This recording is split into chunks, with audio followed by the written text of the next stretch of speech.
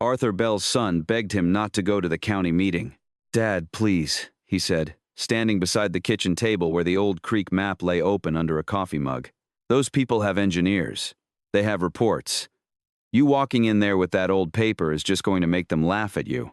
Arthur looked down at the map and said nothing. The paper was yellowed, soft at the folds, marked with pencil lines his father had drawn nearly 70 years earlier. To his son, it was embarrassing. To the county board, it was worthless. To the engineers building the new bridge, it was not even evidence. But Arthur knew exactly what those lines meant. He knew where the creek had run before the flood of 1957. He knew which trees had once stood along the old water. And he knew the new bridge was being built over ground that only looked solid. So he put on his old work jacket, picked up the map, and walked into a room full of people already prepared to laugh. They stopped laughing when the bridge moved. If stories about forgotten people, old promises, and the kind of wisdom the world is too quick to throw away means something to you, consider subscribing. Because what happened in Miller County was not just about a bridge, an old map, or one stubborn old man. It was about the truth waiting under the ground long after everyone thought it had been buried. The Miller County meeting room smelled of old carpet, burnt coffee, and rain drying on work coats. By the time Arthur Bell walked in, every folding chair was taken. Farmers lined the back wall. Business owners stood near the windows, and bridge crewmen sat up front. At the center table sat Commissioner Ray Whitcomb, silver pen beside papers. Beside him was Mark Henson, the lead engineer, clean boots, sharp glasses, and the calm face of the smartest man in the room. Daniel Bell followed his father, but stayed half a step behind. Arthur noticed. He did not blame him. Daniel was nearly 50, but a man still felt 12 when a whole town waited to watch his father embarrass himself. Arthur moved down the aisle, knees aching, the folded map pressed under his arm like something fragile and alive. Commissioner Whitcomb looked up with a careful smile. "Arthur," he said, "we already reviewed your written concern." "You reviewed a letter," Arthur said. "You didn't review the ground." A few heads turned. Mark leaned back. "Mr. Bell, we appreciate local input, truly, but this project has passed county review, state inspection, and geotechnical analysis. The bridge alignment is set." Arthur unfolded the map. The room changed before anyone spoke, not because the map looked impressive. It looked like something pulled from an old drawer. Weak tea paper, faded pencil marks, cottonwood, washout, old culvert, soft clay. Bell Creek before flood. Someone near the front laughed. Arthur heard it. Daniel heard it too. His face tightened. Behind Mark, the official site plan glowed on the wall. Blue lines, labels, soil samples, and a neat red line where the new bridge crossed the low ground east of Route 16. Beside it, Arthur's map looked like a memory pretending to be evidence. "Sir," Mark said gently, "is that the map you referenced in your letter?" "It is." "And who prepared it?" Arthur looked at the pencil marks. "My father." The laughter came again, wider this time. Commissioner Whitcomb raised a hand as if to stop it, but not fast enough. "My father was road crew foreman here in 57, Arthur said. "After the March flood, the creek shifted west, then got filled in when they rebuilt the roadbed. Your survey shows what the ground shows now. This shows what it was before the water got buried." Mark's voice cooled. "Water does not get buried, Mr. Bell. It drains, evaporates, or moves through soil according to grade." Arthur pointed to the projected plan. "That east pier is going right through the old creek bend." A contractor shook his head. "There's no creek there." "Not on top," Arthur said. People smiled, already certain the old man was confused. Mark lifted a laser pointer. "We bored to 28 feet at the pier locations. The soil report does not indicate an active channel." "You bored straight down," Arthur said. "Creeks don't run straight down." This time the room laughed. Someone muttered, "Horse sense engineering." Another voice said, "Maybe we should build it with a shovel and a prayer." "Dad," Daniel whispered. Arthur kept his eyes on Mark. "I'm not asking you to stop the bridge," he said. "I'm asking you to move that pier 12 feet west, or cut a drainage bypass before you pour around it." Commissioner Whitcomb sat forward. "Arthur, moving a pier is not like moving a fence post." "No," Arthur said. It costs more. That is not the point. It will be the point later. The room went quiet.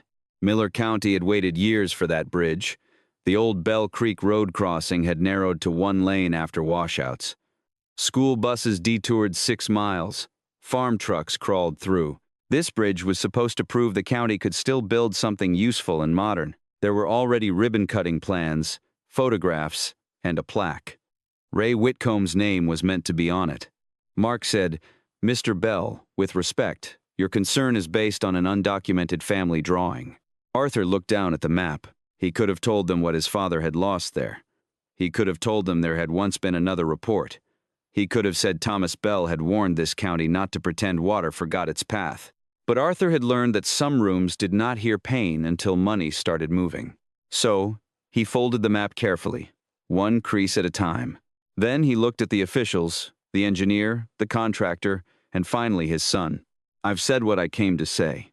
Commissioner Whitcomb nodded, relieved. "We appreciate your participation." Arthur turned toward the aisle. Daniel stepped beside him, face red, eyes lowered. They walked out under the fluorescent hum and the scrape of chairs. No one followed. Outside, rain tapped the roof and darkened the sidewalk. Beyond the courthouse lawn, Arthur saw the black line of cottonwoods bending along the low field. Daniel stopped near the truck. "Dad," he said quietly, "why did you have to do it like that?" Arthur opened the driver's door but did not get in. For a moment, he looked older. Smaller, too. Not from years, but from carrying one truth longer than anyone else cared to remember. Then he looked east, toward the bridge site beyond the dark trees. "When that east pier starts to lean," Arthur said, "don't let them blame the rain." Arthur Bell did not sleep much that night. The rain tapped against the kitchen window, soft and steady, the way it had on nights when he was a boy and his father came home with mud on his pants and county gravel in the cuffs of his boots. Arthur sat alone at the table with one lamp on, the old creek map spread open beneath his hands. Daniel had driven home without saying much. That silence bothered Arthur more than anger would have. Anger could be answered. Shame just sat there. The map was thin now, yellow at the folds, worn soft from years of being opened and closed. At the top, in his father's pencil, were 3 words Arthur knew by heart: Bell Creek, March 1957. Thomas Bell had not been a college man. He did not speak in engineering terms. He would not have known what to do with a tablet, a satellite image, or a printed soil model. But Thomas knew water. He knew how it moved after 3 days of rain. He knew which ditches lied in August and which fields turned dangerous in March. He knew a creek could disappear under gravel and still keep traveling. Arthur learned that from the passenger seat of a county road truck. He had been 12 during the flood of 1957. Miller County had seen floods before, but not like that one. Brown water covered fence lines. Mailboxes leaned sideways. A calf was found trembling on a porch, nearly half a mile from its pasture. Thomas drove through it with a shovel, chains, 2 lanterns, and a thermos of coffee that went cold before noon. After the water dropped, he took Arthur out to Bell Creek Road. The creek had torn itself loose from its old bed, cut across the low field, and left behind a curve of soft clay and buried gravel. To anyone passing by a month later, the ground would have looked settled. To Thomas, it looked like a warning. He stood with his boots sunk deep in mud and pointed toward a line of cottonwood trees. "See those roots?" he said. Arthur nodded, though all he saw was wreckage. "They grow where the creek fed them," Thomas said. "Trees remember water better than men do." That night, Thomas sat at the kitchen table, turned over a feed invoice, and began to draw. He marked the old creek bend, the new wash, the soft clay, the culvert that had taken too much pressure, and the ground that should never hold a heavy roadbed without drainage beneath it. Ruth Bell set coffee beside him and said nothing. She knew when her husband was not drawing a map. He was trying to keep somebody from making a mistake. The next week, Thomas carried that paper to the county office. That was when the trouble started. The county wanted Bell Creek Road open fast.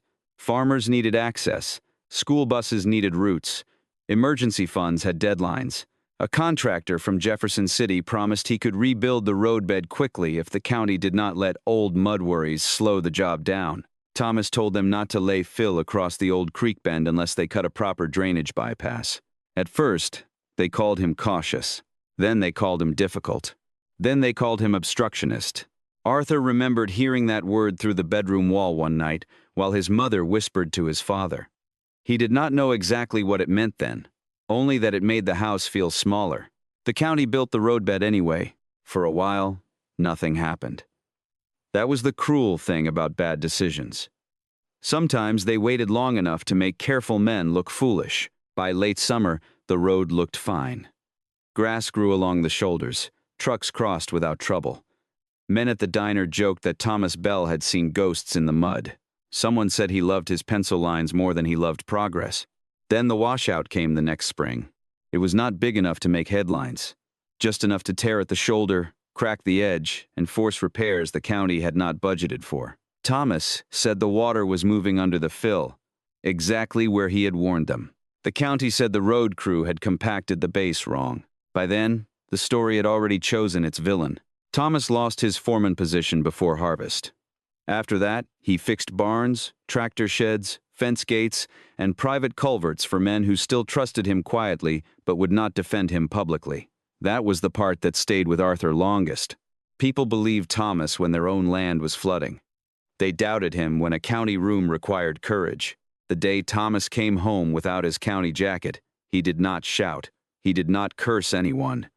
He only hung the jacket on the peg by the door and stood looking at it. Ruth asked if he wanted supper. "In a minute," he said. Then he folded the map, placed it inside a flour tin on the top pantry shelf, and never carried it back to the county office. But he never threw it away. Arthur grew up watching what that kind of silence did to a man. His father still noticed everything. He could hear water under a road before anyone else saw damage. He could tell a farmer where to lay stone just by watching how puddles dried. But he stopped volunteering the truth in rooms where men had already decided what truth was affordable. Years later, Arthur became a road crew foreman himself. He learned the newer equipment. He respected better graders, stronger concrete, improved culverts, and cleaner surveys. He was not against progress. He had spent his life helping roads become safer. What he never trusted was arrogance, dressed up as progress. After Thomas died, Ruth took the flour tin down from the pantry and gave it to Arthur. "He didn't keep many things," she said, "but he kept this." Inside was the map, folded and dry, waiting. Now, at 81, Arthur sat under the kitchen lamp while rain moved across Miller County again. The bridge site was miles away, beyond the dark fields and the line of old cottonwoods, but he could see it in his mind as clearly as if he were standing there. The county thought he had gone to that meeting to defend an old piece of paper. They were wrong. He had gone because Thomas Bell had been right for nearly 70 years, and the ground was finally ready to speak for him. By morning, Arthur would take the map back out, not to argue with the county, to read the land again before the bridge did it for them. By 7 the next morning, Arthur Bell was already standing at the edge of the bridge site. The rain had stopped before dawn, leaving the world washed gray and quiet. Low mist hung over the field east of Route 16. The unfinished bridge rose out of the mud like a promise only half kept. Its concrete forms dark with moisture, its steel rods pointing upward into the pale morning. Arthur parked his old truck beside a gravel turnout, far enough from the construction gate that no one could accuse him of trespassing. Then he opened the passenger door and took out the map. He did not unfold it quickly. Some men opened important papers like they were trying to prove something. Arthur opened his father's map the way a person opened a letter from the dead. The pencil marks were faded, but to Arthur they were still clear. A curved line showed the old creek before the flood of 1957. A second line showed where the water had cut west after the storm. Small marks sat beside both. Cottonwood roots, soft clay, gravel shelf, old culvert, spring seep. To Mark Henson, those marks meant nothing. To Arthur, they were the land speaking in a language most people had stopped learning. He looked from the paper to the field. The official bridge plan had treated this place like a clean crossing. Road, span, pier, soil, concrete. Everything had been measured, labeled, and approved. But the field itself was not clean. It held memory in uneven ways. The cottonwood trees were the first proof. They bent in a long, shallow curve across the low ground, not straight like a property line, not random like windbreak trees. Their trunks leaned slightly, as if they had spent decades drinking from something that no longer showed itself on the surface. Arthur walked slowly along the fence, keeping the map folded in one hand and a walking stick in the other. His boots sank deeper on the east side than they should have. Not much, just enough. He stopped, pressed the stick into the ground, and felt the soil give beneath the top layer of gravel. Still soft, he muttered. Behind him, a truck door shut. Arthur did not turn right away. He already knew who it was. Daniel came across the turnout with his coat half-zipped, his hair still damp from the morning air. He looked like a man who had told himself he was only checking on his father, not following him. "You're not supposed to be out here," Daniel said. "I'm not on their site." "You're close enough." Arthur pointed his stick toward the field. "Look at those trees." Daniel seethed. "Dad, don't look at me. Look at the trees." Daniel folded his arms, but he looked. For a while, neither man spoke. The cottonwoods stood in the mist, their bare branches pale against the low sky. Water dripped from them in slow, patient drops. Past them, the East Pier forms sat near the same curve Arthur's father had drawn nearly 70 years earlier. Daniel looked from the trees to the bridge, then to the map in Arthur's hand. "What am I supposed to see?" Arthur handed him the paper. Daniel hesitated before taking it, as if the map might embarrass him even out here with no crowd watching. But he held it carefully. Arthur pointed to the pencil curve. "Your grandfather marked those cottonwoods after the flood, said the roots followed the old water." Daniel studied the map, then the field. For the first time, his face did not close immediately. "It does curve the same way," he said.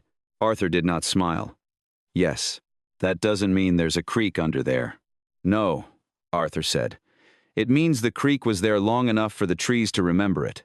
Daniel looked annoyed, but less certain than before. That was something.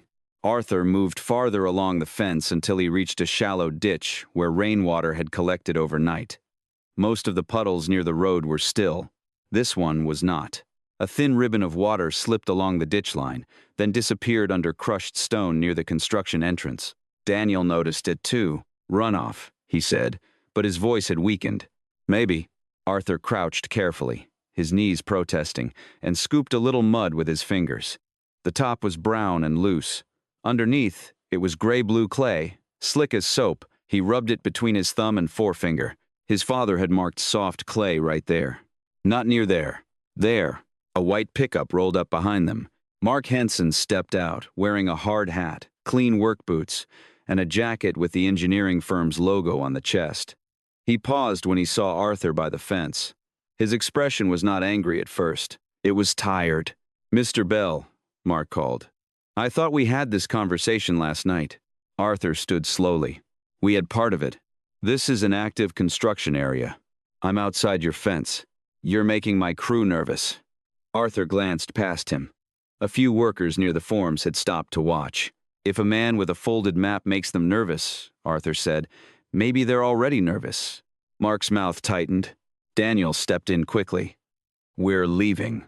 Arthur did not move. Mark walked closer, stopping on the other side of the fence. "Sir, I understand this land means something to you. I understand your father worked these roads. But we cannot redesign a bridge because of a hand-drawn family document." Arthur held up the map. "This isn't the bridge design," he said. "It's the part your design forgot to ask about." Mark looked toward the cottonwoods, then back at Arthur. "We ran borings. You bored where the piers go. That is standard." Arthur pointed at the ditch. "Did you follow the water after rain?" Mark did not answer immediately. Arthur continued. "Did you check the old culvert line south of the field? Did you compare the tree row to the pre-flood channel? Did you ask why gray clay sits under new gravel right where your east pier is taking load?" Daniel turned slightly toward his father. It was the most technical Arthur had sounded in years. Mark noticed too, though he tried not to show it. "We have procedures," Mark said. "So did my father." The words came out quieter than Arthur expected. For a moment, the morning held still.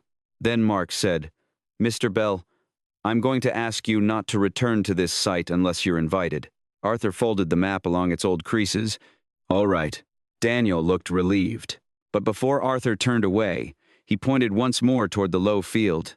When the next rain comes, he said, watch the water near that entrance. It won't spread like runoff. It'll travel like it knows where it's going. Mark said nothing. Arthur walked back to the truck with Daniel beside him.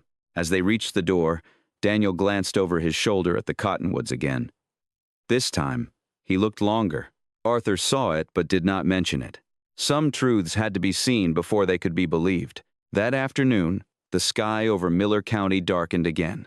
And by evening, rain began falling hard enough to test every confident thing men had built on top of the old creek. By 7 the next morning, Arthur Bell was standing outside the bridge site with his father's map in his hand. The rain had stopped before dawn, but the field still held the night in it.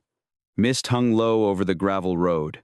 The unfinished bridge rose beyond the construction fence, its concrete forms dark, its steel rods pointing into the gray Missouri sky.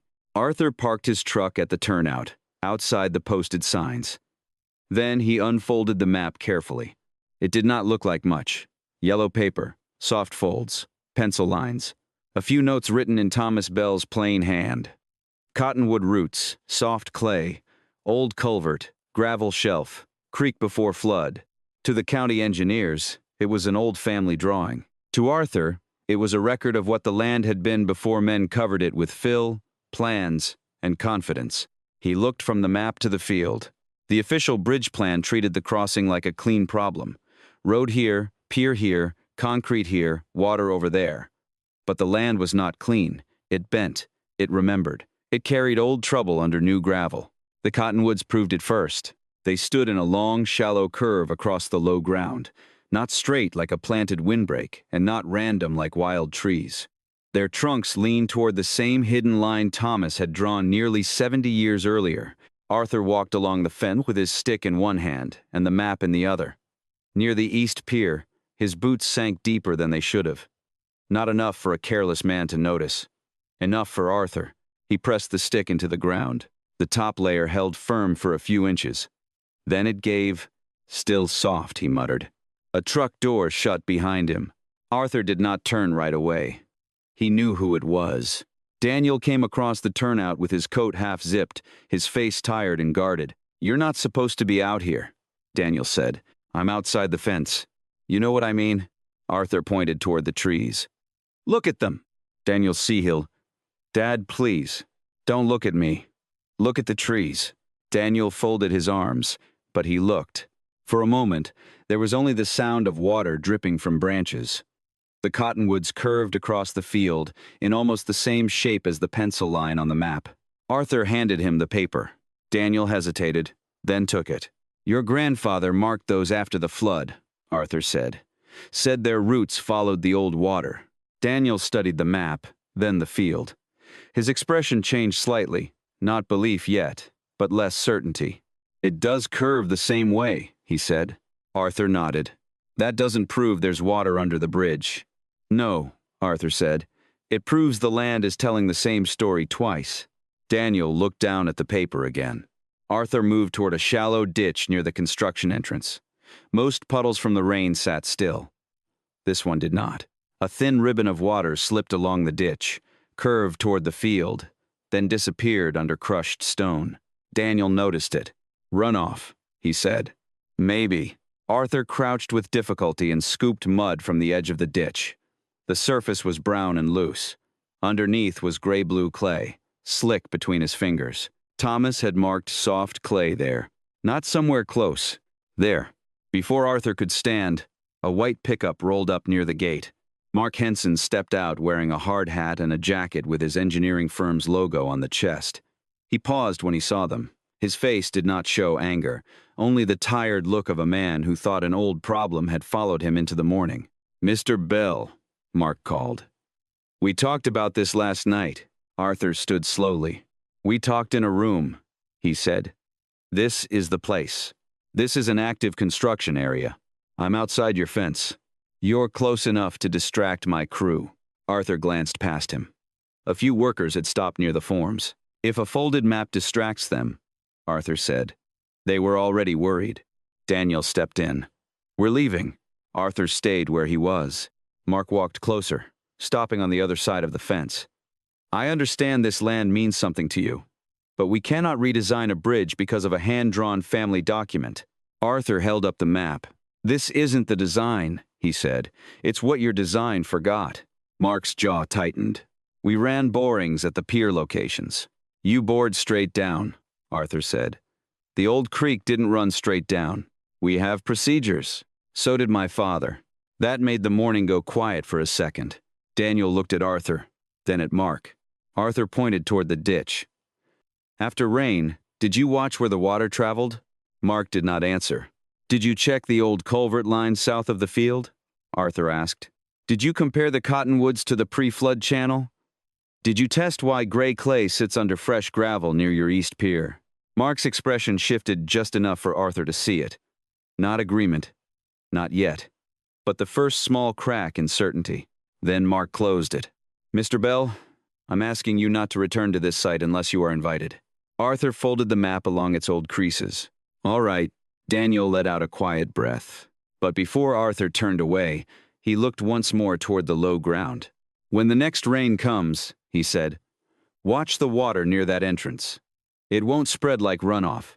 It will travel like it remembers. Mark said nothing. Arthur walked back to the truck. Daniel followed him, but halfway there he glanced over his shoulder at the cottonwoods again. Arthur saw it. He did not mention it. Some truths had to be seen before they could be believed. By late afternoon, the sky over Miller County darkened again. The air turned heavy. The bridge crew covered what they could and hurried through the last tasks before weather stopped them. Then the rain came hard, and under the east side of the new bridge, the old creek began testing every confident thing built above it. Arthur Bell wrote the letter before breakfast. He did not type it. The old computer in the spare room still worked, but Arthur had never trusted important things to machines that corrected spelling while missing meaning. He wrote in blue ink on lined paper, with his father's map open beside him. To the Miller County Board in the Bridge Project office, he paused, listening to rainwater drip from the eaves. Then he wrote what he had already said in the meeting, this time without anger. He listed the old creek bend, the soft clay near the east pier, the curved cottonwood line, and the drainage bypass Thomas Bell had recommended in 1957. He asked for one thing only: a temporary hold on work around the east pier until the old culvert line south of the field could be inspected. At the bottom, he signed his name, Arthur Bell, retired Miller County Road Crew Foreman. He made 2 copies of his father's map at the feed store in town. The girl behind the counter handled the paper like it might fall apart, which it nearly did. When the copy machine flashed white over Thomas Bell's pencil lines, Arthur looked away. It felt strange watching his father's work turn into something clean, flat, and modern. By 9:30, Arthur had delivered the envelope to the county office. The woman at the front desk gave him a polite smile that did not reach her eyes. "I'll make sure Commissioner Whitcomb receives it," she said. "And Mr. Henson." "Yes, sir." He knew that tone. It meant the letter would move from her desk to another desk, then possibly to a folder where uncomfortable things waited until they became somebody else's problem. 2 days passed. No one called. On the 3rd morning, Daniel came by and found Arthur standing in the yard with a shovel in the truck bed. "You sent another letter?" Daniel asked. "I sent the first one properly. Dad." Arthur closed the tailgate. "You say that like my name is a warning." Daniel rubbed his forehead. "People are talking. People talk when crops fail, taxes rise, and somebody paints a barn the wrong color. That doesn't make them right. They're saying you're trying to shut down the bridge because of Grandpa." Arthur's hand stopped on the truck door. Daniel regretted the sentence as soon as it left him, but he did not take it back. Arthur looked toward the road. "I'm trying to keep them from building wrong. I know that's what you believe." That hurt more than Daniel intended. Arthur could hear the space between belief and truth. At noon, he went into town for fuel and heard the rest of it at Marlene's diner. He did not sit. He only waited near the register while the pump receipt printed. But men at the back table were not quiet. One of them said the bridge had barely started, and already old Arthur Bell wanted to dig up half the county. Another said every town had one man who thought rainwater was a conspiracy. Somebody joked that if the engineers needed help, they could ask Arthur's map where to put the coffee pot. Arthur paid for his fuel. Marlene, who had known him since he was 20, looked embarrassed. "They don't mean anything by it," she said. "That's usually when folks mean the most," Arthur answered. That afternoon, a white envelope arrived in his mailbox with the county seal printed in the corner. The response was short. "Mr. Bell, thank you for your continued interest in the Miller County Route 16 Bridge project. The county and its contracted engineering team have reviewed your concerns. Current geotechnical reports and approved site plans do not indicate the presence of an active watercourse at the East Pier location. At this time, no changes to the project schedule are recommended." Arthur read it twice. There was no signature from Ray Whitcomb, only a typed name from the project administrator. He folded the letter and placed it beside his father's map. By 4 o'clock, he drove south of the bridge site. Not to the gate this time. To the old drainage line Thomas had marked in 1957. The place was almost invisible from the road. Brush had grown thick. Honeysuckle tangled itself around a shallow depression. A rusted strand of fence leaned into the weeds. If a person did not know where to look, there was nothing to see. Arthur knew where to look. He parked near the ditch and carried the shovel through the brush. Every step reminded him that he was 81, not 50. His back stiffened. His breath shortened. But he kept moving until he reached a low place where water had collected under leaves. He scraped away mud, then roots, then a layer of gravel that had no business being there naturally. The shovel hit concrete. Arthur stopped. He knelt with difficulty and cleared the edges by hand.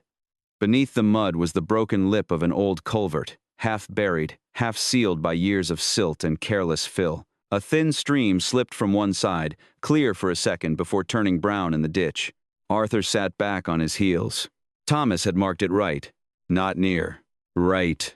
He took a picture with Daniel's old phone, the one Daniel had given him because it had big buttons and a camera Arthur rarely used. Then he called the county office. The assistant put him on hold twice. When she came back, her voice was careful.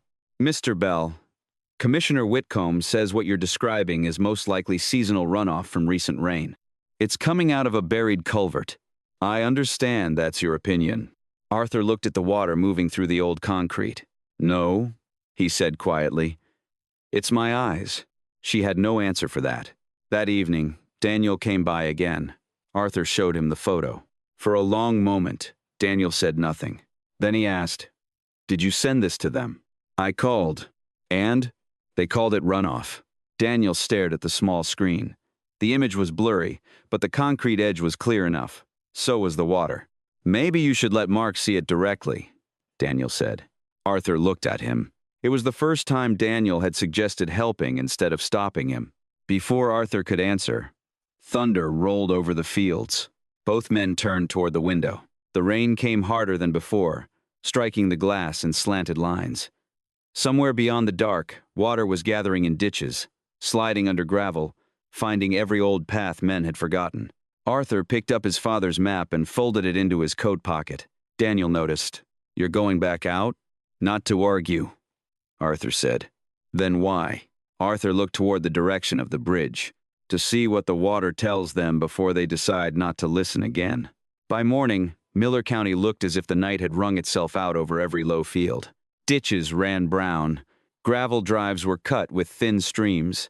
Water stood in the soybean stubble and shivered under the wind. Along Route 16, the unfinished bridge site was quiet in a way construction sites were not supposed to be quiet. The machines were there. The men were there. But nobody was moving fast. Arthur Bell parked on the shoulder across from the turnout, far enough away that no one could say he was interfering. Daniel sat beside him, both hands wrapped around a paper cup of coffee he had not touched. "You shouldn't get out," Daniel said. Arthur looked through the windshield. "I'm not planning to." Beyond the fence, 3 workers stood near the East Pier forms, staring down at the ground. One of them had a shovel. Another held a measuring rod. Mark Henson was already there, hard hat low, jacket zipped, tablet in one hand. At first, Daniel saw nothing. Then he saw the crack. It was thin, not dramatic, no wider than a pencil line, running through a patch of fresh concrete near the edge of the east foundation. Beside it, The gravel had settled lower than the surrounding grade, leaving a shallow dip where rainwater had collected in a curved shape. Daniel leaned forward. "Is that bad?" Arthur did not answer quickly. He studied the water first. It had not spread evenly. It had gathered near the entrance, slipped along the low ground, and bent toward the east pier the way a tired animal follows an old path home. "That's where I told him to watch," Arthur said. Inside the fence, Mark crouched near the crack. A younger engineer knelt beside him, pointing to something on the tablet. The contractor stood with his arms crossed, jaw tight. Arthur could not hear them, but he knew the shape of the conversation. Rain delay. Compaction issue. Surface settlement. Manageable. Men had many names for a problem before they were willing to call it by its true one. A county truck pulled in. Commissioner Ray Whitcomb stepped out, holding a folder over his head against the drizzle. He did not go near the fence where Arthur and Daniel sat. He walked straight to Mark. Daniel watched his father's face. "You knew this would happen," he said quietly. "I knew water would test it." "That's not the same as knowing." "No," Arthur said. "It's what knowing looks like before men admit it." Daniel looked back at the site. A worker in a faded brown coat came from the equipment trailer. He was older than the others, maybe late 60s, with a limp in his left leg and the slow walk of a man who had spent his life on uneven ground. He stopped near the dip, looked at the water, then turned toward the cottonwoods. Arthur narrowed his eyes. "Who's that?" Daniel checked the name painted on the man's lunch pail as he passed near the fence. "Looks like Pete Lawson." Arthur remembered the Lawsons. Roadmen. Ditchmen. Men who knew how to fix things without making speeches. Pete said something to Mark. Mark shook his head. Pete pointed toward the trees, then toward the low ground. Then he said something else, and this time Mark did not shake his head as quickly. Arthur opened his truck door. Daniel grabbed his sleeve. "Dad, I'm just going to the fence. You promised you wouldn't interfere." "I promised I wouldn't get in the way." Arthur stepped out into the damp air and walked slowly to the fence. Daniel followed, not stopping him this time. Pete Lawson noticed Arthur first. "Well," Pete said, loud enough to carry, "if it isn't Tom Bell's boy." Arthur stopped. No one had called him that in years. Mark turned, irritation flashing across his face. "Mr. Bell, this is not a good time." Pete looked at Mark. "Might be exactly the time." Commissioner Whitcomb frowned. "Pete, let the engineers work." Pete ignored him. His eyes stayed on Arthur. "Your daddy used to call this low run Bell Creek, didn't he?" Arthur felt Daniel look at him. "Before the flood," Arthur said. Pete nodded slowly. "My uncle said the same. Used to fish crawdads out here when he was a kid. Said the creek disappeared after the county filled the bend." Mark stood still. The younger engineer glanced at his tablet, then toward the cottonwoods. Ray Whitcomb's expression tightened. "Old names for drainage areas are not technical evidence." Pete gave a dry laugh. "No, sir. But water don't care what name you file it under." Arthur almost smiled. "Almost." Mark walked toward the fence, keeping his voice controlled. "Mr. Bell, did you take photographs of the culvert you mentioned?" Daniel answered before Arthur could. "He did." Arthur turned slightly, surprised.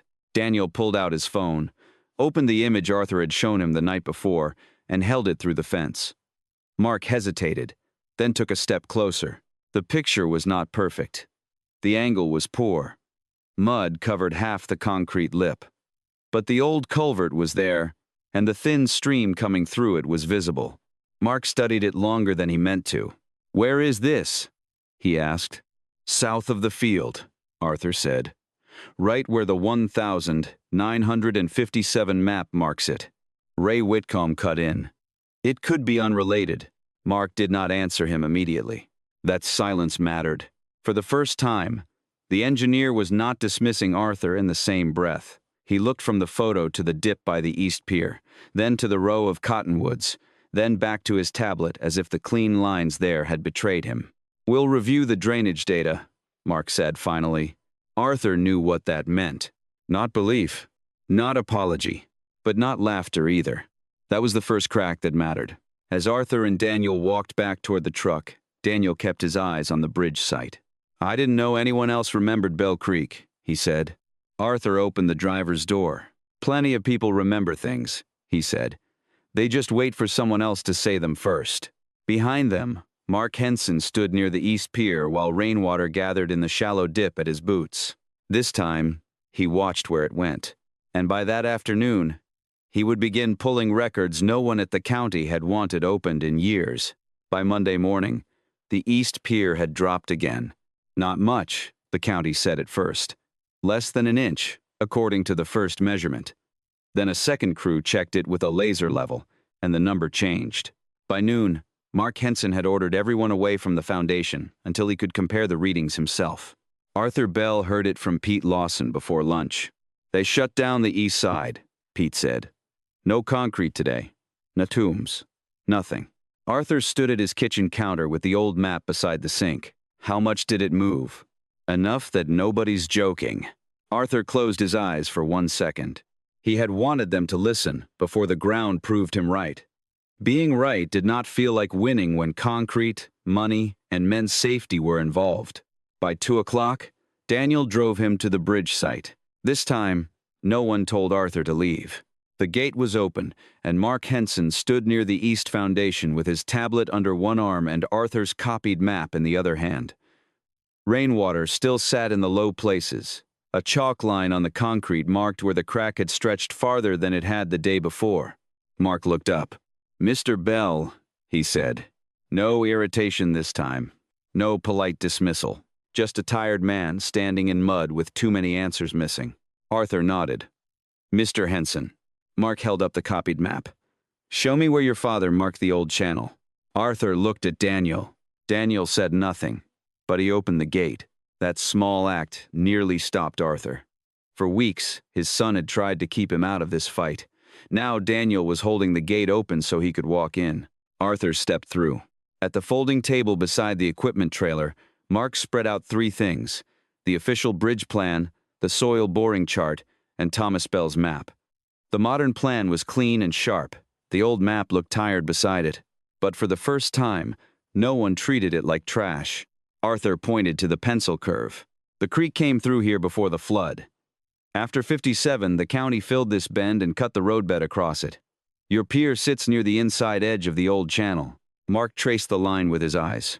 Our boring log shows mixed fill down to 11 feet on the east side, he said. We marked it as previous roadway disturbance. Arthur nodded. It was more than that. Pete Lawson stepped closer. Told you my uncle called it Bell Creek. Mark looked at him. Was that name official? Used to be, Pete said. Before they stopped saying it. That sentence hung longer than it should have. Commissioner Ray Whitcomb arrived in a county SUV. He looked from Mark to Arthur, then to the maps on the table. What is this? Ray asked. A review, Mark said. We already have a review process. The pier is moving. Ray lowered his voice. Mark, we need to be careful before making public statements. Arthur watched him. There was fear there, but not the kind that came from bad soil alone. Mark turned to the younger engineer. Call the county archive. Ask for any pre-1960 drainage records on Bell Creek Road, flood repairs, roadbed reconstruction, or culvert diversion. Ray's face changed. Only a little. Arthur saw it anyway. There may not be anything useful, Ray said.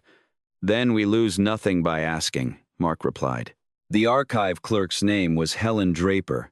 She was 73, narrow-shouldered, and known for remembering file boxes better than people remembered birthdays. She arrived an hour later with a cardboard folder held under her coat. I didn't find much under Bell Creek, she said, but I found something under flood diversion. She placed the folder on the table. The label was typed, faded, and nearly peeling from the tab. Bell Creek Diversion Report, 1957. Arthur did not reach for it. For a moment, he could not. Mark opened the folder carefully. Inside were 3 pages of county notes, a road repair diagram, and a carbon copy of a memo signed by Thomas Bell. There it was, his father's name, not in family memory, not in a story told at the kitchen table, not in a flour tin. In county records, Mark read silently first. Then he read aloud. Foreman Bell advises that fill placed across the former creek bend may redirect subsurface flow beneath proposed roadbed unless a drainage bypass is cut below grade. No one spoke. Arthur looked at the words until they blurred. Daniel leaned closer. Grandpa wrote that? Arthur swallowed. Yes. Mark turned another page. The repair diagram matched the pencil map almost exactly. Old channel. New wash. Soft clay. Culvert pressure. Then Mark frowned. There should be a recommendation page.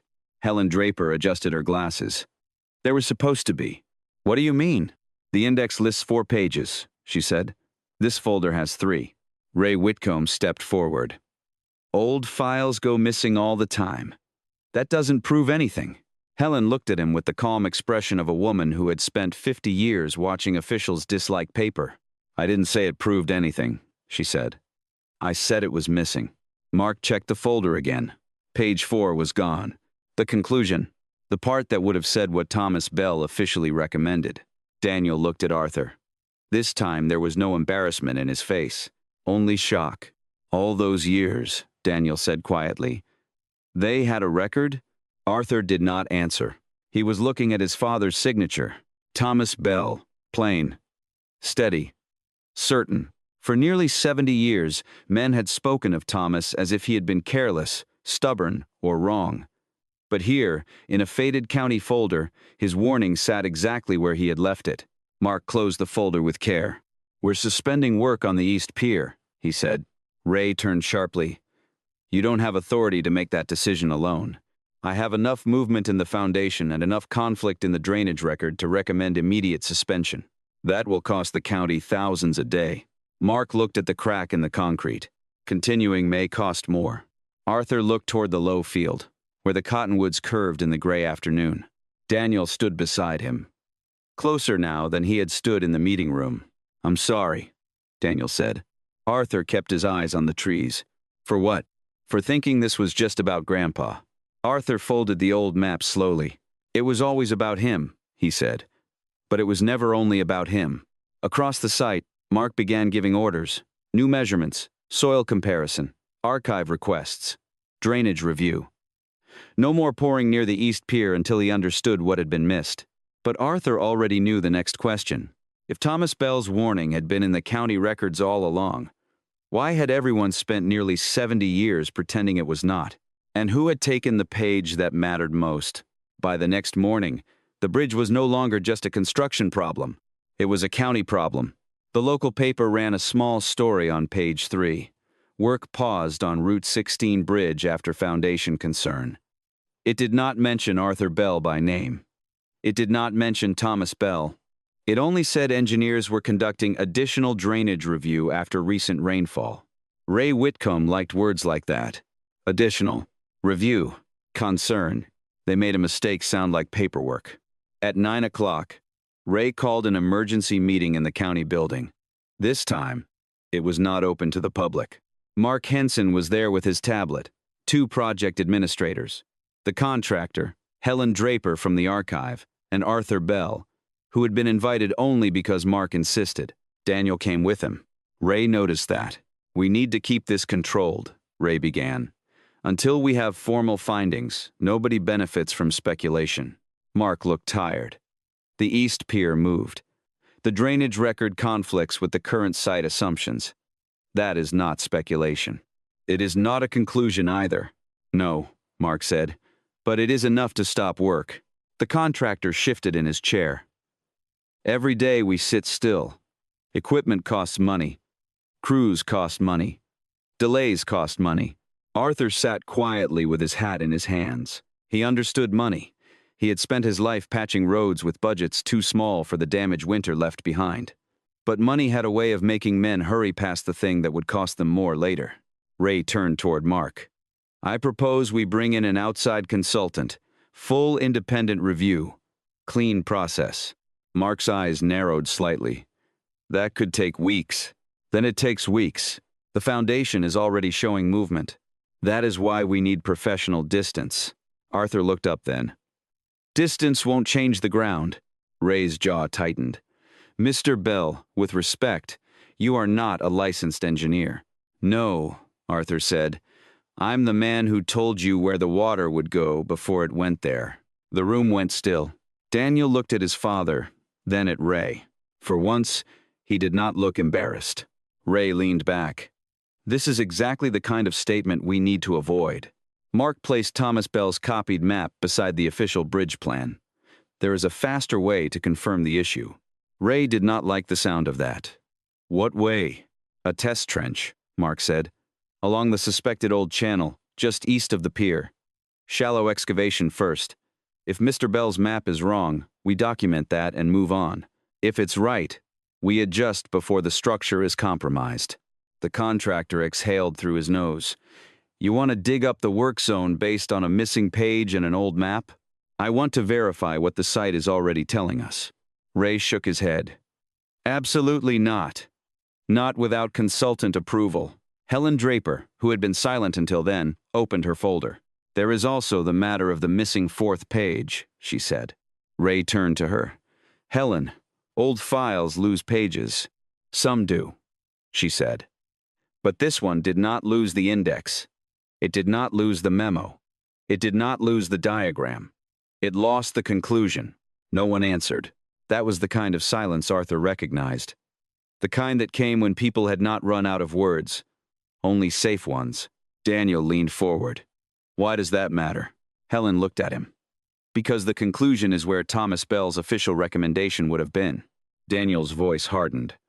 Then someone should be looking for it. Ray gave him a cold glance. Mr. Bell, this is a county matter. Daniel surprised Arthur by not backing down. It became a Bell matter when the county let people call my grandfather wrong for almost 70 years. Arthur looked at his son. There it was. Not apology this time. Defense. Mark picked up the soil boring chart. I am responsible for the safety of this design. If historical drainage was missed, I need to know before anyone pours another yard of concrete. Ray lowered his voice. And if this becomes public? If people start saying the county ignored warnings from 1957? Do you understand what that does to this project? Mark answered quietly. I understand what a failed bridge does. The contractor looked from Ray to Mark and knew which man was more likely to be blamed if the bridge moved again. Arthur stood slowly. Every head turned toward him. My father asked for a drainage bypass, he said. You don't have to believe me. You don't even have to believe him. Dig the trench. Let the ground answer. Ray rubbed his thumb along the edge of his pen. And if we refuse? Arthur looked at the window, beyond which the low fields stretched toward the bridge site. Then the next rain will answer louder. That afternoon, Mark went to the site without waiting for Ray to feel comfortable. He did not call it a full excavation. He called it a preliminary subsurface observation. Ray could argue with plain language, but he had a harder time arguing with technical caution. Daniel drove Arthur out and parked near the same turnout as before. This time, they were not kept behind the fence. They stood near the work zone while a small excavator rolled into position. Pete Lawson watched from beside a dump truck. About time, he muttered. The bucket bit into the ground east of the pier. At first, it lifted only wet gravel and brown soil. Nothing dramatic. Nothing that would make a man confess. Ray, who had come to spite himself, stood with his arms crossed as if disappointment might still save him. Mark ordered the operator to follow the line Arthur had marked. The bucket cut deeper. A darker layer appeared. Then, gray-blue clay. Arthur felt Daniel shift beside him. The operator stopped and looked back at Mark. Mark stepped closer. Keep going, he said. The bucket scraped again, and this time it struck something that rang dull against metal. Not rock. Not fresh concrete. Something older. Pete Lawson took off his cap. Arthur did not move. He already knew the sound of buried work when iron found it. Mark raised one hand, signaling the operator to stop. Everyone leaned forward. The trench had opened just enough to show the edge of rounded creekstone packed beneath the clay, laid in a curve that matched the old pencil line on Thomas Bell's map. Ray Whitcomb said nothing. For the first time, he looked afraid of the ground. Mark turned to Arthur. What are we looking at? Arthur kept his eyes on the trench. The old creek bed, he said. And if your bucket follows it another 10 feet, you're going to find the rest of what they covered. The wind moved across the site. Nobody laughed. Nobody even pretended to, because the ground had finally begun speaking in a language even the county could not file away. The trench did not need to be deep before the truth began showing itself. At first, there was only mud and wet gravel. Then came the gray-blue clay Arthur had expected. Beneath that, the excavator uncovered rounded creek stones packed in a curve too smooth to be random. They lay under the field like a buried spine. Mark Henson climbed down into the trench and scraped the wall clean with a shovel. No one spoke while he worked. The younger engineer stood above him with a camera. Pete Lawson leaned on his shovel. Daniel stayed beside Arthur, close enough now that their sleeves nearly touched. Mark pressed his thumb into the clay, then looked along the exposed stones. This was an active channel, he said. Arthur nodded once. Mark looked toward the east pier. And we put load right on the edge of it. Ray Whitcomb stood 10 feet away, pale under his county cap. Can we confirm that without speculation? Ray asked. Mark stood up slowly, mud streaking one knee of his work pants. We just did. By late afternoon, the trench had followed the old creek line far enough to make denial useless. The buried stones curved exactly where Thomas Bell had drawn them. Water seeped through the clay wall in thin, steady threads. Not rushing, not dramatic, just present, patient. For nearly 70 years, that water had been called runoff, seepage, drainage, inconvenience, anything except what it was. A creek that had never fully left. Helen Draper arrived before sunset with another folder pressed against her chest. She looked troubled. I found something, she said. Ray turned sharply. Helen. She did not look at him. She looked at Arthur. It wasn't in the county archive, she said. It was in a private donation box from Margaret Pike's estate. She was secretary to the road commission in the late 50s. Arthur remembered the name faintly. His mother once said Margaret Pike took notes like she believed history might ask for them later. Helen opened the folder on the hood of Mark's truck. Inside was a carbon copy of the Bell Creek diversion report. 4 pages. Arthur stared at the last page before anyone touched it. The missing conclusion. Mark read it first. Then he looked at Arthur, and whatever professional distance he had tried to keep disappeared.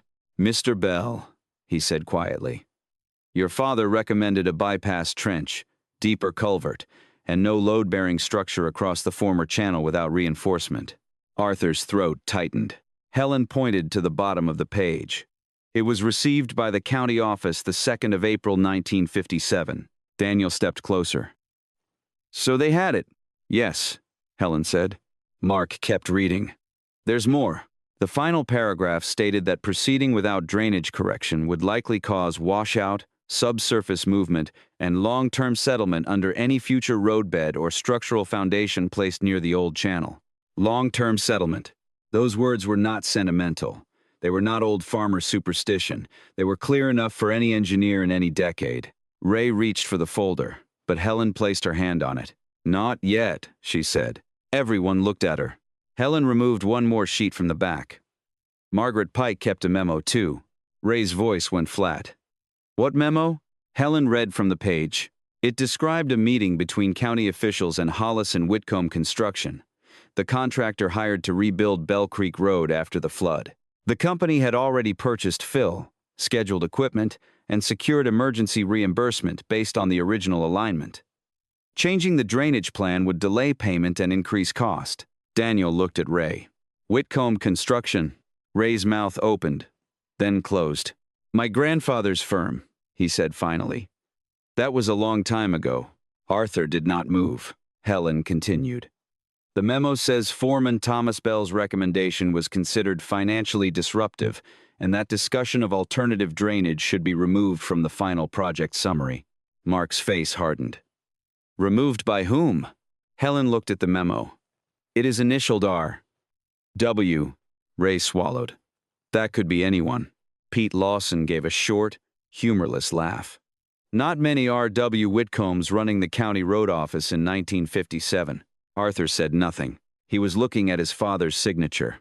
Thomas Bell. For most of his life, Arthur had imagined this moment would feel like relief. He thought if proof ever came, some old weight would lift. But proof had weight too. It did not just clear the dead. It asked the living what they would do next. Daniel's voice shook. They ruined him over a contract? Ray turned toward him. I did not ruin anyone. I wasn't even born. No, Daniel said. But you were ready to bury it again. That sentence cut deeper because it was true enough to make Ray look away. Mark folded the report carefully. We need to notify the board, the state inspector, and our liability office. The design has to change. The contractor cursed under his breath. That could set us back months. Arthur looked at the trench, the east pier, the creek stones shining in the wet clay. Then he looked at Ray. A younger man might have enjoyed this. Might have let silence punish the room. Might have demanded resignations before giving one more word of help. Arthur was tired enough to be tempted. He thought of his father coming home without his county jacket. He thought of Ruth Bell handing him the flour tin. He thought of all the years men had trusted Thomas in private but abandoned him in public. Then he looked at the unfinished bridge. School buses needed that crossing. Farmers needed it. Ambulances would use it. Families who had never heard Thomas Bell's name would drive over it in storms and winter dark. Arthur could let the county choke on its old lie, or he could make sure no one else paid for it. He stepped to the edge of the trench. My father asked for a bypass, he said. He was right then. He'd be right now. Mark turned to him. Arthur pointed with his walking stick, following the curve of the exposed stones. Cut the drainage along the old channel. Don't fight it. Give it a place to go. Reinforce the east pier from the west side, not straight down into clay. And stop treating that field like it forgot what it was. Mark listened without interrupting. Ray looked smaller than he had at any meeting. You'd help us? Ray asked. Arthur looked at him for a long moment. I'm not helping you hide what happened. Ray's face tightened. Arthur continued. I'll help keep that bridge from failing. But my father's report goes back into the county record. Complete, public, with his name on it. Daniel nodded before anyone else did. Then Mark said, Agreed. Helen closed the folder. I'll certify the copy. Pete Lawson put his cap back on. About time the old man got heard. Arthur looked once more at the water seeping through the trench wall. For the first time in nearly 70 years, it was not hidden. Neither was Thomas Bell. By sunset, the bridge was no longer just a story about bad soil. It was a story about a warning buried for profit, a family name dragged through mud, and an old man who still chose to save the road after the road had failed his father. And now, Miller County would have to decide what apology looked like when the truth came with signatures. The next county board meeting was full before it started. This time, no one laughed when Arthur Bell walked in. People turned, but not the way they had before. Farmers took off their caps. A few construction workers nodded. Pete Lawson stood near the back wall with his arms folded, looking like a man who had waited a long time to see the right person enter the wrong room again. Daniel walked beside his father, not behind him. Mark Henson stood at the front table with the corrected bridge drawings, the trench photographs, and a certified copy of Thomas Bell's 1957 report. His boots were not clean this time. Mud still marked the edges, and somehow that made Arthur trust him more. Commissioner Ray Whitcomb sat in his usual chair, but he did not look smooth or careful anymore. He looked like a man who had spent the night reading a family history he wished had belonged to someone else. Mark spoke first. The East Pier movement was caused by an undocumented former creek channel beneath the foundation area, he said. Mr. Arthur Bell warned us about that channel before the damage appeared. His warning was based on a hand-drawn map prepared by his father, Thomas Bell, after the 1957 flood. The room stayed quiet. Mark lifted the report. That map has now been confirmed by excavation, drainage evidence, and county records. Thomas Bell's original recommendation was accurate. Arthur looked down at his hands. For most of his life, he had imagined those words coming like thunder. Instead, they came softly, in a meeting room that smelled like paper, coffee, and wet coats. Mark continued. I dismissed Mr. Bell's concern too quickly. Professionally and personally, that was a mistake. He turned toward Arthur. I'm sorry. Arthur nodded once. He did not trust himself to say more. Then Daniel stood. Arthur looked at him in surprise. Daniel faced the room, but his voice was for his father. I was ashamed when Dad brought that map here, he said. I thought people would laugh at him. and I cared more about that than whether he was right. His throat tightened. I was wrong, and I'm sorry I made him stand alone. Arthur kept his eyes on the table. That apology reached a place no county report ever could. Ray Whitcomb rose slowly next. He held the copy of Margaret Pike's memo in one hand and Thomas Bell's report in the other. My grandfather's firm benefited from the original 1957 decision, Ray said. I cannot speak for the men who made that decision. I cannot undo what happened to Thomas Bell, but I can say this county failed to preserve the full truth, and in recent weeks, I nearly repeated that failure by trying to control the story instead of face it. No one clapped. It was better that way. Some apologies should not be rewarded too quickly. Ray looked toward Arthur. The complete Bell Creek diversion report will be restored to the county record. The bridge design will be revised according to the drainage findings. And I will recommend that the finished bridge include public recognition of Thomas Bell and the Miller County road crews, whose field knowledge protected this county for generations. Arthur heard someone behind him whisper, "About time." Then more people began to speak, not loudly, not all at once, but one by one. An old woman near the front said her father used to talk about Bell Creek before the road was rebuilt. A retired school bus driver remembered avoiding that low stretch after heavy spring rain. A farmer brought up a box of old photographs showing water standing exactly where the trench had opened. Someone from the Historical Society asked Helen Draper if the county would accept private records related to the 1957 flood. By the end of the meeting, the story no longer belonged only to Arthur. That was how truth changed a town. Not all at once. Not with one dramatic confession. It moved from one memory to another until people realized the silence had been heavier than the facts. After the meeting, Daniel found Arthur outside under the courthouse awning. Rain was falling again, but lightly. I meant what I said, Daniel told him. I know. I should have listened sooner. Arthur watched water drip from the awning in straight silver lines. Son, most people don't listen until the ground moves. Daniel gave a small, sad laugh. Then he said, Grandpa would have liked seeing you in there. Arthur shook his head. No. He would have hated all the talking. Daniel smiled. Arthur did too. Barely. Across the parking lot, Mark Henson was speaking with Pete Lawson and two workers about the new drainage cut. Ray Whitcomb stood apart for a moment, then walked over to Helen Draper and handed her the original meeting memo. Not a copy. The original. Helen took it without smiling. But she took it. Arthur saw that. It mattered. A week later, the revised bridge plan was approved.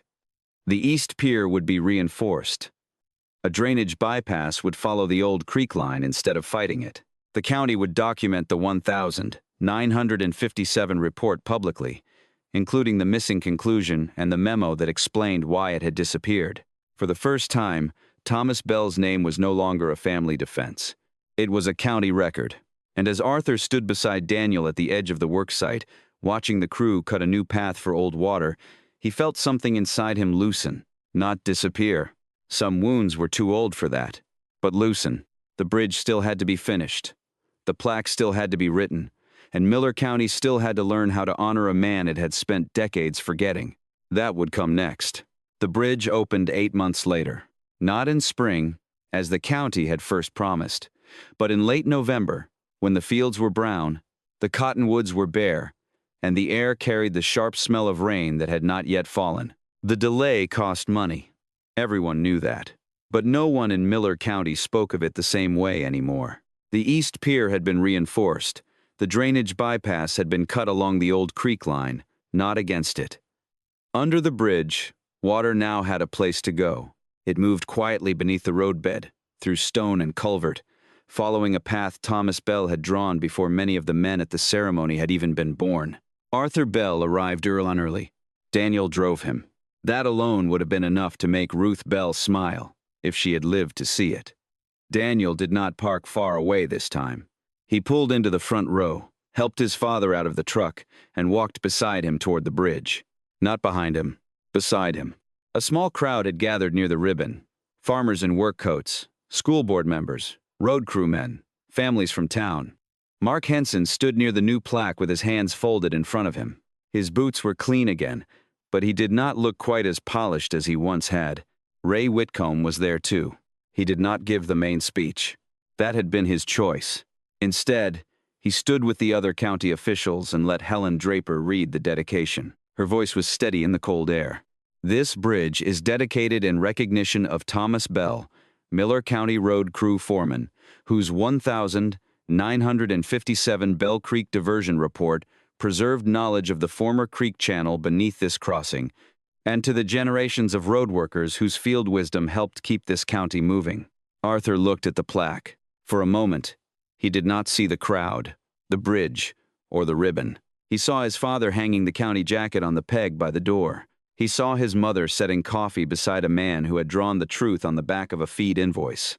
He saw a flour tin on a pantry shelf. Daniel stood close enough to hear Arthur breathe. "You all right?" he asked. Arthur nodded, but he did not speak. Some names took a long time to come home. After the ribbon was cut, people crossed the bridge slowly, as if speed would disrespect what had happened there. A school bus rolled over first, empty except for the driver, who tapped the horn twice. The sound carried over the low fields and faded into the cottonwoods. Pete Lawson wiped at one eye and pretended the wind had done it. Mark came to Arthur with a framed copy of the old map. "The original belongs in the archive," he said. "Helen has the case ready. Climate-controlled, proper label, full report beside it." Arthur looked at the framed copy. The pencil lines were still faint. The paper still looked too fragile to have carried so much weight. "What will the label say?" Daniel asked. Mark handed him a small printed card. Daniel read it aloud. "Bell Creek Field Map, drawn by Thomas Bell, March 1957, submitted as supporting evidence in the correction of the Miller County Route 16 bridge project." Arthur looked away toward the water. Submitted as evidence. Not rumor. Not family complaint. Evidence. A little girl standing nearby tugged at her grandfather's sleeve and pointed at the framed map. "Why is that old paper important?" she asked. Her grandfather looked uncertain, so Arthur answered. "Because the ground told the truth," he said. "And that paper remembered how to read it." The girl seemed to think about that, then nodded as if it made perfect sense. Maybe to children? It did. Later, after most of the crowd had left, Arthur and Daniel walked to the side of the bridge. Below them, the drainage channel curved beneath the structure, lined with stone, carrying a thin ribbon of clear water through the cold afternoon. Daniel rested his hands on the rail. "I hated that map," he said quietly. Arthur looked at him. Daniel kept his eyes on the water. "Not really the map, I guess. I hated what people thought when they saw it. I hated feeling like we were still carrying something nobody else believed." Arthur nodded slowly. "That's a heavy thing to inherit. I'm sorry you carried it alone." Arthur did not answer right away. Then he said, "I didn't carry it alone. I just thought I did." Daniel looked at him then. Across town, in the county archive, Helen Draper placed Thomas Bell's full report inside a glass case. The missing conclusion sat beside the field map. Margaret Pike's memo sat beneath it. Not hidden, not softened, not filed away under a safer name. Children would see it on school trips. Road workers would see it during training. Engineers would see it when the county taught new hires why old records mattered. And maybe, years from now, someone would build something in Miller County and ask one more question before pouring concrete. Arthur stayed on the bridge until the sun dropped low behind the cottonwoods. The air turned colder. Daniel asked if he was ready to go. "In a minute," Arthur said. He listened. Below the bridge, water moved over stone with a sound so quiet most people would have missed it. But Arthur heard it. He thought his father would have heard it too. The map had been called worthless once. Arthur never corrected them anymore. He just stood on the bridge named for the man who drew it, listening while the old creek carried the truth home.